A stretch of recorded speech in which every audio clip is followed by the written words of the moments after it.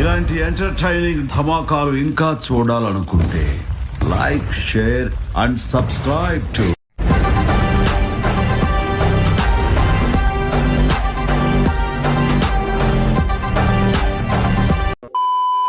ఒక్కసారి మీరు ఎలక్షన్ లో మాట్లాడిన వీడియోని ప్లే చేసుకోండి. చెప్తాను కదా.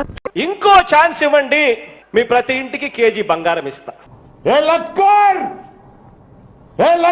ఇంకో ఛాన్స్ ఇవ్వండి, మీ ప్రతి ఇంటికి బెంజ్ కార్ ఇస్తా. నేను చూస్తాను.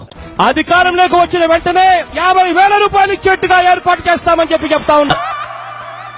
వాళ్ళ ఇస్తా ఉన్న పెన్షన్ 1,000 కాబోతుంది అని చెప్పి ప్రతి 50 మంది తాతకు చెప్పండి. ఎవడాడు? 25 లక్షల ఇల్లులు కట్టిస్తాము. ఎంజాయ్ విత్ గంజాయి. మీరు గంజాయితో ఎంజాయ్ చేయండి.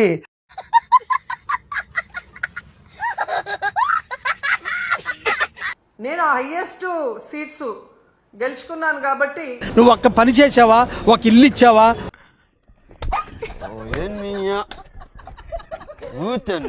ఇక్కడ జగన్ ఎంత మంచివాడు, ఈ రాష్ట్రాన్ని ఎంత అభివృద్ధి చేశాడు, జగన్ ని ఎలా తిట్టాలి, జగన్ మీద ఎలా దుమ్మెత్తిపోయాలన్న ఆలోచన తప్ప మరొకటి లేదా? బాగా బరి తెగించావు. నీకెక్కలేదు, బరి తెగించిందాక నేనేం చేస్తానో తెలుసా?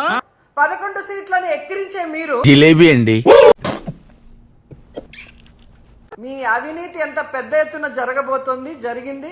ఇలాంటి నవరత్నాలు ఈ ప్రపంచంలో ఎవరు ప్రవేశపెట్టలేదు. ఈ పనుల్లో కనిపించలేదు. పైగా ఫిజికల్ గానీ మెంటల్ గానీ స్ట్రెయిన్. ఇంకో ఛాన్స్ ఇవ్వండి, చేసేస్తా. నీకు అవసరమా? అడు చూడు. ఇంకో ఛాన్స్ ఇవ్వండి, చేసేస్తా. నాకు తెలిస్తే కదరా మీకు చెప్పడానికి. మోసం చేయడానికి బయలుదేరాడు. చంద్రబాబు నాయుడు, పవన్ కళ్యాణ్ సెల్ఫ్ డబ్బా కొట్టుకుంటుంటే చూసి వినటానికి కాదు కదా.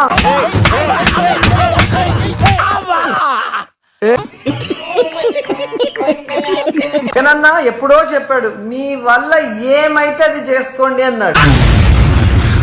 జగనన్న లాగా 1 సంవత్సరం పరిపాలించి చూడు. ఆంధ్రప్రదేశ్ లో ఏం జరుగుతుందో ఆయనకు తెలియకపోవడం మాకు బాధాకరం. అంటే ప్రకృతిని కకృతిని ఎలా లేపేశాడు అన్నది ఇది ఒక సంక్షేమ పథకం. ఇంకా కథనంలో ట్విస్టులు కేజీల కింద ఇచ్చేస్తాను.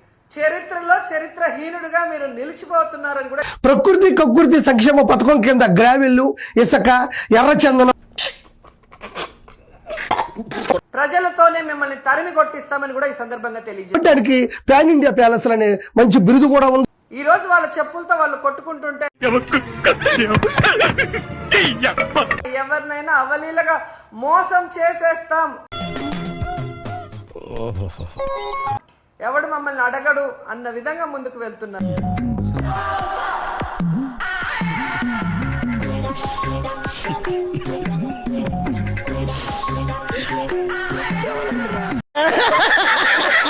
మనకు అసలు సిగ్గుండకూడదు. విద్యార్థులు రోడ్ల మీదకి వచ్చి చెప్పులతో కొట్టుకుంటున్నా, తెలిసంటావో తెలియకంటావో గాని సూపర్ టైమింగ్ లో అంటావు. జగనన్న అసెంబ్లీకి వస్తారు.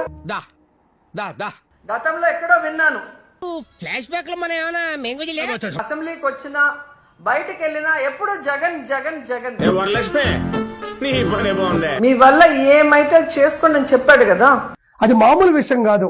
అలాంటి నవరత్నాల్ని, అలాంటి సంక్షేమ పథకాల్ని అందరూ కూడా గమనిస్తున్నారన్న విషయాన్ని తెలుసుకోండి. ఏ విధంగా వాటిని సబలీకృతం చేశాడో ఒకసారి చూద్దాం రండి.